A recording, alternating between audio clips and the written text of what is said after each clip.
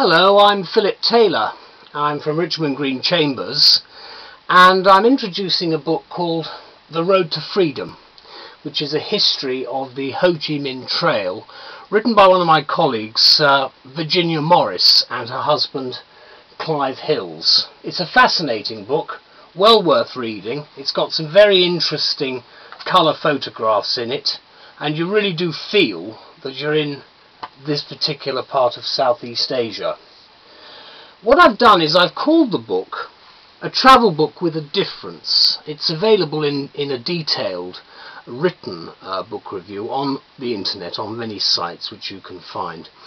What I've said, it's an interesting and exciting travel book for both military historians, and it actually gives a very useful addition to the history of a turbulent time during the Vietnamese War itself and the construction of this trail.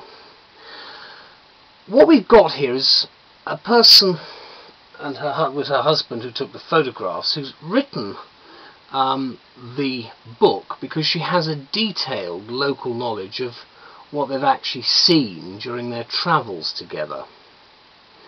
Now, I lived through the times described and I remember them well, and I have obviously personal links with Vietnam, and I'm also a person who served in the armed forces, so I'm very familiar with, from the USAF forces that I've served with, the understanding of what went on, but I look at it of course from a particular point of view.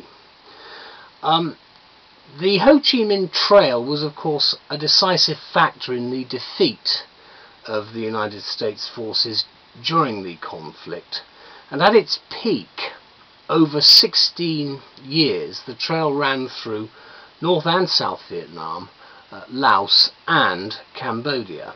And despite massive bombing, the American efforts failed to prevent essential goods reaching the North Vietnamese army.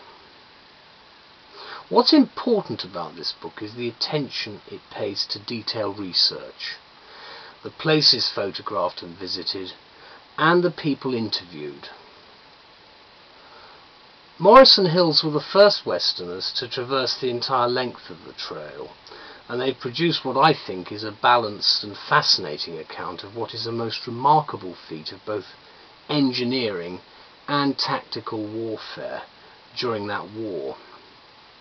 Virginia describes the trail as one of North Vietnam's greatest military achievements, and that's certainly the case. She has an interview with General Giap, who oversaw the construction of the trail, and says that whilst they were, as she puts it, at opposite end of the particular political spectrum, she did look forward to actually shaking hands with him, because he was, to use her expression, the man who had the vision and intellect to see its construction through to the fall of Saigon. Obviously that was the particular aim, his mission statement, if you like, in current terminology.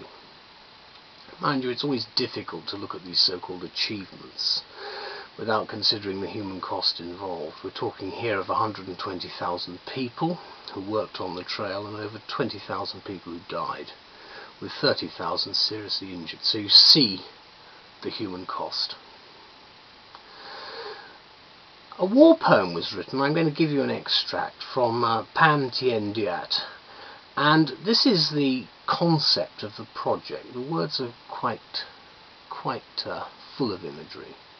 The sound of the slow drawing from water pipes, the great sounds of trucks heading along the road in the battle zone, the sound of bombing seemed so small. You get a feel for the massive endeavour that we're talking about here. In this short review I can't do that much justice to this scholarly and highly original work. It's worthy of the military historian's library, and it gives a fair and balanced account of this remarkable feat. I think it's important for one other reason, and that is, with all the excitement of a travel book, it's actually haunted by the ghosts of those who created Ho Chi Minh's trail.